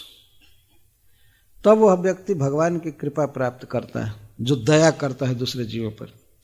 यद्यपि दया करके, करुणा करके वह सभी जीवों का दुख मिटा नहीं पाएगा, परंतु उसके इस मनोभाव से भगवान प्रसन्न हो जाते हैं। दुख दूर करे या ना करे, लेकिन भगवान तो सबके हृदय में है, वो देखते हैं कि यह सबका दुख दूर करना चाहता है। जैसे रंती देव महाराज, रंती देव महाराज भगवान से यही वर मांगे कि हे प्रभु, मुझे ऐसी शक्ति दीजिए कि मैं सभी जीवों के हृदय में बसूं और उनको जो दुख होने वाला है अकेले मैं भोगूं, वे सब सुखी हो जाए। भागवत में कथा है, रंती देव महाराज ने ये वर मांगा था भगवान से। यद्यपि ऐसा हुआ नहीं, सबको अपना अपना दुख भोगना पड़ रहा है, परंतु रंती देव महाराज का विचार था कि सारा दुख मैं भोगूं, सबके हृदय में रहने की मुझे शक्ति दे भगवान, और सब सुखी हो जाए। ये कितना उन्नत विचार है। आजकल के लोग तो सोचते हैं सारा सुख हम भोग जाएं, बाकी सब मरें। यही विचार, हम सब सुख भोग जाएं। कहीं कहीं तो देखा गया है, ट्रेन में चलते समय डिब्बे में बैठे हैं लोग, जगह रहती है लेकिन किसी किसी को देख करके बैठने को नहीं कहते, बल्कि वो बैठना चाहता है तो नहीं बैठने देते। ये राक्षस कभी कभी गाड़ी के डिब्बे में बैठते हैं इस तरह से। उनके हृदय में कोई करुणा नहीं है। कई बार ऐसा देखा जाता है, कोई स्त्री है, अपने गोद में बच्चा ली है, गर्मी का दिन है, किसी तरह चढ़ गई, खड़ा है और प्रार्थना करती है थोड़ी जगह दीजिए, नहीं नहीं इधर नहीं, इधर नहीं, इधर नहीं। ये सब असुरों का लक्षण है। वैसे यदि देवता होगा तो देवता तो सीट छोड़ करके पहले कहेगा बैठो बैठो, कोई बात नहीं। तो वो जो सुख मिलता है, किसी को सुख दे करके, और उसको किसी दुखी व्यक्ति को जब सुख दिया जाता है, उसका चेहरा प्रसन्न होता है, तो उसको देख करके जो सुख प्राप्त होता है, वह सुख वो सुख भोग करके प्राप्त नहीं होता है। किसी प्यासे व्यक्ति को आप पानी पिला दीजिए और वो हंसने लगे, तो देख करके पानी पिलाने वाले को बहुत प्रसन्नता होती है। इसलिए शास्त्र कहता है कि खाना जीव का आनंद है और खिलाना ईश्वर का आनंद है। किसी किसी को भोजन बांट करके, भोजन खा करके जो सुख मिलता है, उससे कई गुना सुख भोजन कराने वाले को मिलता है। यह तो अनुभूत विषय है लोक में। तो संसार में जीव बहुत दुखी हैं। भगवान चाहते हैं कि सब लोग एक दूसरे का दुख मिटाने की चेष्टा करें। तो नारद जी कहते हैं अनुक्रोशम गुणाधमात, जो गुणों में अधम है, हीन है, उन पर अनुकंपा करनी चाहिए। और समानाद मैत्रिमन विच्छेद, और जो समान है, अपने समान धन में है, बल में, विद्या में, रूप में, सामाजिक प्रतिष्ठा में, तो उनके साथ मित्रता करनी चाहिए, स्पृहा नहीं करनी चाहिए, होड़ स्पर्धा नहीं करनी चाहिए कि मैं इससे बढ़ जाऊं, ये हो जाऊं, वो हो जाऊं। जो समान है उनके साथ सख्य स्थापित करना चाहिए। तो ऐसा करने पर न तापैर अभिभूयते, इस तरह से जीने वाला व्यक्ति कभी भी संसार के दुखों से अभिभूत नहीं हो सकता है। न तापहि अभिभूयते, वो जहां रहेगा आनंद में रहेगा। वस्तुओं में वास्तव में आनंद नहीं है, आनंद ज्ञान में है, एक समझ में, कृष्ण भावना में आनंद है। नहीं तो कभी कभी देखा जाता है, जैसे घर में माँ है, कई बच्चे रहते हैं, तो बच्चों को खिलाती है, पिलाती है, सुलाती है, नहलाती है, और माँ देखा जाता है कि बहुत देर के बाद खाती है। लेकिन उन बच्चों को पोष करके, खिला करके उसको जो सुख मिलता है, तो वह सुख बहुत बड़ा होता है। ऐसा नहीं कि वस्तुओं में सुख है, भावना में सुख है, आनंद है। तो इस तरह नारद जी सिखा रहे हैं कि कोई ज़्यादा धनी है तो उसको देख करके जलना नहीं चाहिए। तो तुम्हारा भाई राजा बनेगा तुम नहीं बनोगे तो यह देख करके तुमको और प्रसन्न होना चाहिए कि चलो अपना भाई राजा बन रहा है। अब इस तरह से तुम मरते रहोगे कि हाय हाय उत्तम को गद्दी मिली हमको नहीं मिली, तो इसमें क्या मरना। इसी तरह से कोई चुनाव में जीत गया तो उसको देखकर प्रसन्न होना चाहिए, कोई बात नहीं, वो भी भगवान की सृष्टि का ही आदमी है, ठीक है। अब जब तक अगला चुनाव नहीं आवे तब तक जलता रहे कि हाय हाय ये क्या हो गया, ये क्या हो गया।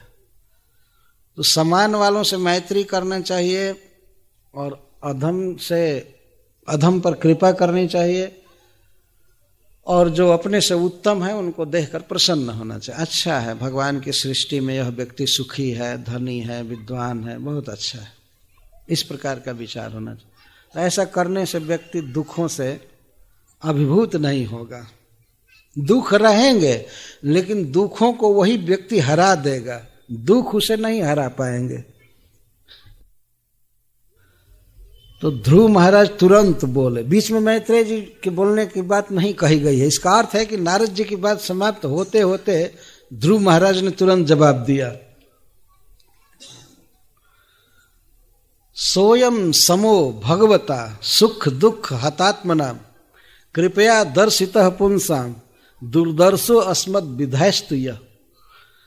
श्री ध्रुव महाराज कहते हैं, हे भगवान, नारद जी को भगवान कह रहे हैं, हे भगवान, आपने जो ये शांति का मार्ग सिखाया,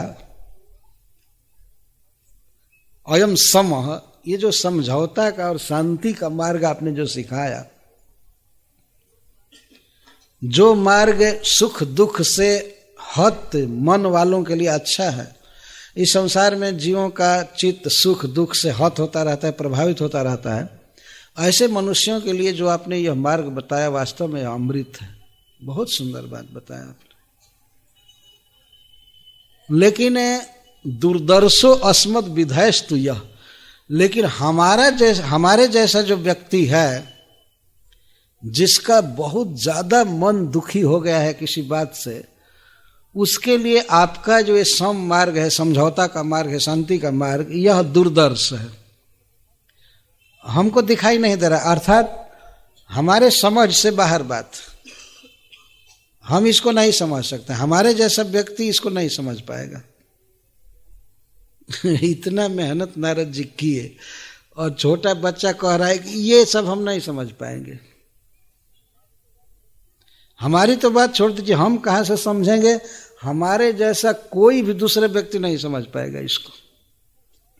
नहीं समझ पाएगा मतलब हमको ये अच्छा नहीं लग रहा है। इनके कहने का आशय ये था, ये सब आप बहुत अच्छी बात कह रहे हैं, अमृत दे रहे हैं, लेकिन हमको ये अच्छा नहीं लग रहा है।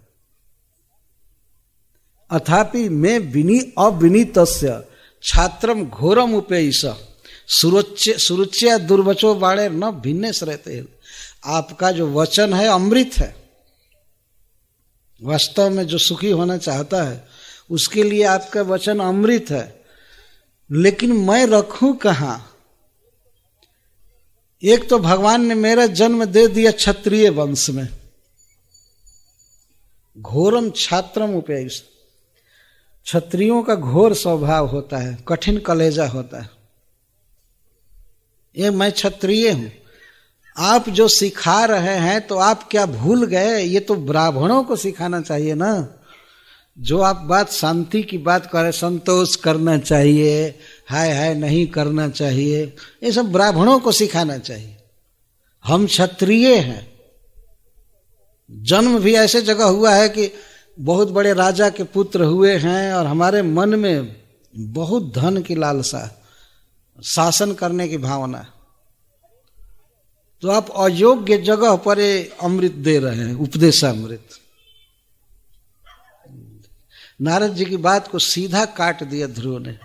ठीक है, नहीं आप अच्छी बात बता रहे हैं, बहुत अच्छी बात, लेकिन ये ब्राह्मणों के काम की चीज है, हम क्षत्रियों के लिए बेकार। अस्मद विधय, हमारे जैसा व्यक्ति इसको नहीं समझ सकता, अच्छा नहीं लगता, और उसमें भी मैं अथय अपि, और उसमें भी मैं तो ऐसे ही अविनीत हूं, दुर्दंड। मैं बहुत अनम्र हूं, उच्छृंखल हूं। इसका कारण क्या है? इसका कारण यह है कि मेरा जन्म क्षत्रिय वंश में हुआ है। घोरम छात्रम उपेश, क्षत्रिय वंश में उत्पन्न हुआ हूं। मेरी छाती बहुत कठोर थी, लेकिन सुरुचि के दुर्वचन रूपी बाणों ने उसको भी छिन्न कर दिया। मेरे कलेजा में छेद हो गया है। किस चीज से? सुरुचि के दुर्वचन रूपी बाणों से। ऐसा बाण मारा है उसने, कहा है कि तुम अयोग्य नारी के गर्भ से जन्म लिए हो, मेरे गर्भ से जन्म लोगे तब इस राज पर बैठोगे। जाओ जाओ तप करो और मेरे गर्भ में आओ। जो मेरी माँ को उसने इतना हीन कह दिया और मुझे जो उसने तिरस्कृत किया, तो वह वचन मेरे हृदय में बाण जैसा मेरे हृदय रूपी पात्र को टुक टुक कर दिया है, छेद कर दिया है। तो उसमें आपका उपदेश का अमृत कैसे ठहरेगा? वो चू जा रहा है। जब बर्तन फूट गया है तो उसमें कहाँ से उपदेशामृत ठहरेगा? इस तरह से कह रहे हैं। लेकिन नारद जी की प्रशंसा कर रहे हैं कि आप जो कह रहे हैं, हे भगवान, बहुत अच्छी बात कह रहे हैं, पर हमारे लिए वो अच्छी नहीं। मैं नहीं समझ सकता हूं इसको। इस तरह से दुख लगा था ध्रुव महाराज के हृदय में। और कपट से नहीं बोल रहे हैं, सत्य बोल रहे हैं। नहीं, आप कुछ भी उपदेश करें, लेकिन मैं लौटने वाला नहीं। एक तरफ कहा जा रहा है कि गुणों में बड़े को देख करके अधिक को देखकर प्रसन्न होना चाहिए, तो यहां एक कह रहे हैं कि नहीं नहीं, ये सब बात हमको समझ में नहीं आ रही। हमारा हृदय टुक टुक हो गया है, मैं इस बात को नहीं ग्रहण कर रहा हूं। आपको ये सब बात मुझे बतानी नहीं चाहिए, बताना भी है तो जाकर ब्राह्मण समाज में प्रवचन कीजिए। ये सब हम क्षत्रिय सीधा, हम ये बात नहीं सुनेंगे। सुन लिए थोड़ा, यही काफी है। तो अब श्री नारद जी मानो कहते हैं तो चाहते क्या हो? खोल करके कहो ना। तो कहते हैं पदम त्रिभुवनोत्कृष्टम जिगीषो साधु वर्तम में ब्रूह्यस्मत् पितृभि ब्रह्मन् अन्यैरप्यनधिष्ठितम्। हे ब्राह्मण, हे सर्वज्ञ, मैं ऐसा पद चाहता हूं, ऐसा राज्य चाहता हूं जो त्रिभुवनोत्कृष्टम, तीनों भुवनों में सबसे श्रेष्ठ है, अथवा तीनों भुवनों से श्रेष्ठ ऊपर का लोग चाहता हूं।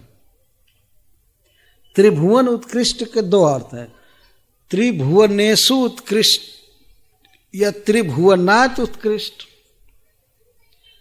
तीन भुवन है, पूरे ब्रह्मांड को तीन जोन में बांटा गया है। कोई लाइन नहीं बनाई गई है, लेकिन ऐसे तीन में बांटा गया। तो पृथ्वी से नीचे तल, अतल, वितल, सुतल, तलातल, महातल, पताल आदि, इनको अधः लोक कहते हैं। मध्य लोक में पृथ्वी है और भी कुछ लोक हैं, और ऊपर स्वह लोक, भूर्भुवः स्वः। तो इन तीनों को त्रिभुवन कहते हैं। एक एक भुवन में अनंत अनंत लोक भरे पड़े हैं एक ब्रह्मांड के भीतर। तो इस भुवन में यह पृथ्वी है, और पृथ्वी पर छोटे छोटे राज्य हैं, देश हैं, नगर हैं। लेकिन इस पृथ्वी की अपेक्षा नीचे के जो लोक हैं, तल, अतल, वितल, सुतल आदि, वो बहुत धनी हैं। और ऊपर के स्वर्ग आदि तो धनी है ही, पृथ्वी पर सबसे ज्यादा गरीबी है। यहां का राज्य तो चाहते नहीं, सार्वभौम पद नहीं चाहते हैं। त्रिभुवन उत्कृष्ट, इंद्र आदि को जो लोक प्राप्त है, ब्रह्मा जी को जो लोक प्राप्त है, उससे भी उत्कृष्ट लोक चाहते हैं। सबसे उत्कृष्ट है तीनों भुवनों में सत्य लोक, ब्रह्मा जी का अपना लोक, लेकिन उससे भी उत्कृष्ट लोक चाहते हैं ध्रुव महाराज। जिगीषो, मैं कामना करता हूं सबसे उत्कृष्ट राज्य की, अतः उसको प्राप्त करने का उपाय बताइए।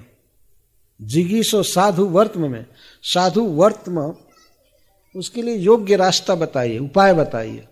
ब्रूहि। और ऐसा फिर लोक की विशेषता बता रहे हैं, मैं ऐसा लोक चाहता हूं जो मेरे पितरों द्वारा अनधिष्ठित है और अन्य ही अपि अनधिष्ठित। जिस पद को हमारे पितामह मनु भी प्राप्त नहीं किए, प्रपितामह ब्रह्मा को भी जो मुअस्सर नहीं हो सका है, ब्रह्मा भी जिसको नहीं पाए, पितरी का ही अर्थ है। मनु भी नहीं पाए हैं, ब्रह्मा भी नहीं पाए हैं, और अन्य ही अपि अनधिष्ठितम, और अन्य लोगों के द्वारा भी जो अधिष्ठित नहीं है, वो पद मैं चाहता हूं। तो आप कृपा करके हमको बताइए।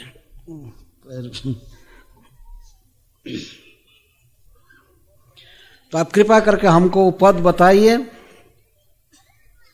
तो नारद जी ने कहा कि तो मैं कैसे बताऊं, हमको तुम क्या समझते हो। तब श्री ध्रुव महाराज कहते हैं कि नूनम भगवतो ब्रह्मन युंगजः परमेष्ठिन।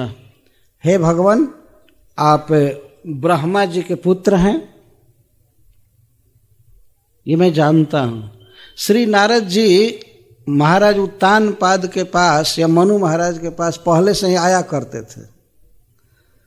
तो नारद जी से इनकी कभी बातचीत नहीं हुई थी। बच्चा थे लेकिन परिवार में सुनते थे कि ये जो वीणा बजाता हुआ आता है ब्रह्मा का बेटा है। ये लोग ये बात सुनते थे। तो नारद जी के आइडेंटिटी को ध्रुव महाराज बता रहे हैं कि आप परमेष्ठिन अंगजः, आप परमेष्ठी के ब्रह्मा जी के डायरेक्ट पुत्र हैं। ब्रह्मा जी के द्वारा किसी स्त्री से पैदा किए गए नहीं हैं आप। और ब्रह्मा जी किससे जन्म लिए हैं? साक्षात भगवान से। तो यह इनका एक गुण है, इनका स्वरूप है नारद जी का।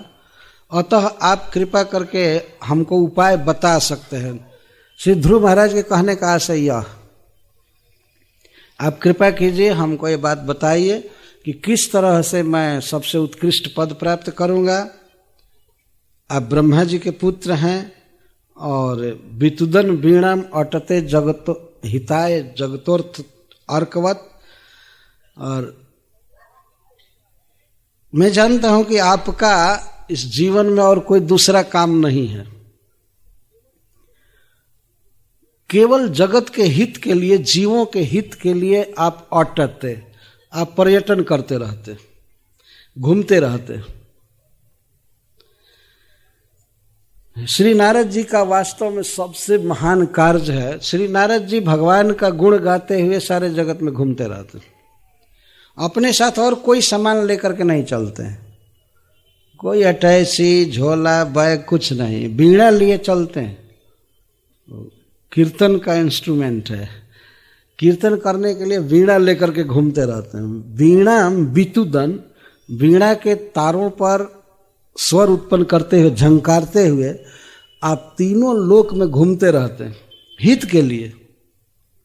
ऐसा नहीं है कि नारद जी का कोई प्रोजेक्ट कहीं खड़ा हुआ है उसके लिए घूमते हैं, नहीं, जगत के हित के लिए घूमते रहते हैं, घूमते रहते हैं। श्री नारद जी कहीं भी जाकर के कभी किसी से चंदा नहीं मांगे होंगे, जबकि आज तक वो घूमते ही रहते हैं, भ्रमण करते रहते हैं। नारद मुनि बाजाए वीणा राधिका रमण नाम, सदा राधिका रमण के नामों का गान करते हुए, गुण गाते हुए घूमते रहते हैं जगत के हित के लिए। और लोगों को भगवान से जोड़ देना, भगवान का भक्त बना देना, यही उनका काम। प्रहलाद महाराज इनके शिष्य हैं, ध्रुव तो अभी हो ही गए हैं और कई लोग हुए, हजारों हजार लाखों लाखों लोग जो भगवान को पा गए श्री नारद जी की कृपा से। तो वीणा बजाते हुए घूमते रहते हैं। दृष्टांत दे रहे हैं ध्रुव महाराज कैसे, अर्कवत। इस संसार में भ्रमण करने वालों में सबसे ज्यादा भ्रमण करने वाले हैं अर्क, सूर्य। आजकल के मूर्ख लोग कहते हैं कि सूर्य चलता नहीं है, पृथ्वी चलती है, लेकिन वास्तव में सूर्य चलते हैं, उनकी अपनी गति है, उनका अपना अक्ष है, रूट है, उस पर घूमते रहते हैं। क्यों घूमते हैं? भगवान सूर्य क्यों दौड़ करके इतना चलते हैं? उनका रथ है, उनका सारथी है, और 1 सेकेंड में बहुत तेज गति से जाते हैं कि जगता हितार्थम, जगत का हित करने के लिए घूमते। क्या हित? समग्र जगत को प्रकाश और ताप देने के लिए घूमते रहते हैं।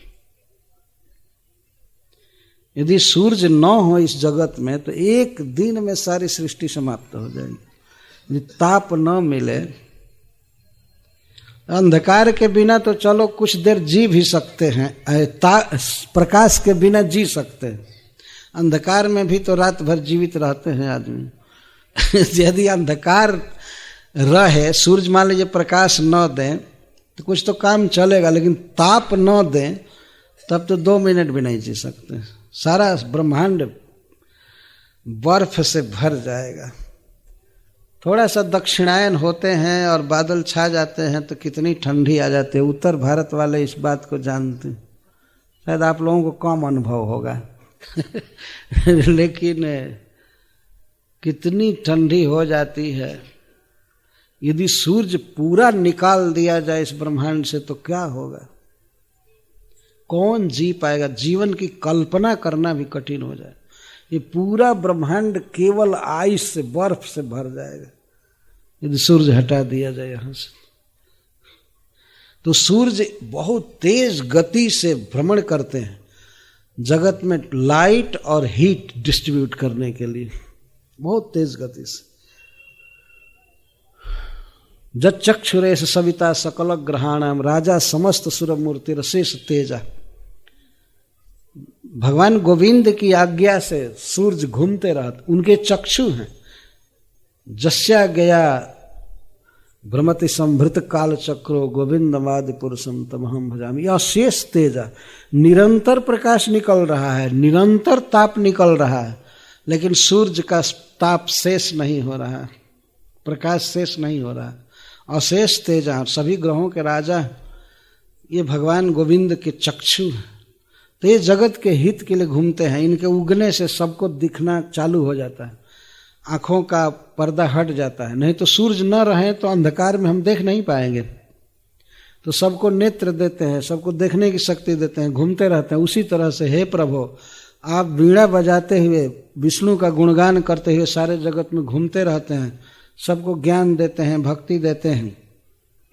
तो आप हम पर कृपा कीजिए, हमको एक उपाय बताइए कि कैसे हमको सबसे उत्कृष्ट पद मिलेगा, सबसे धनी राज्य हमको कैसे मिलेगा, आप कृपा करके बताइए।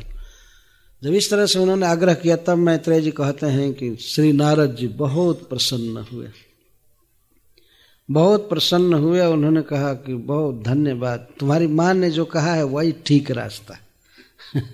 नारद जी यही कहते, जनन्या विहित पंथा स्वयं निःश्रेयसायत। तुम्हारी जननी ने जो पंथ कहा है वही सबसे ठीक है, तुम उसी पर टिक जाओ। यदि धर्म अर्थ काम मोक्ष में से कुछ भी चाहिए तो विष्णु का भजन करना चाहिए। केवल उसका कारण है, मतलब सबसे बड़ा उपाय है हरि के चरण कमल का सेवन।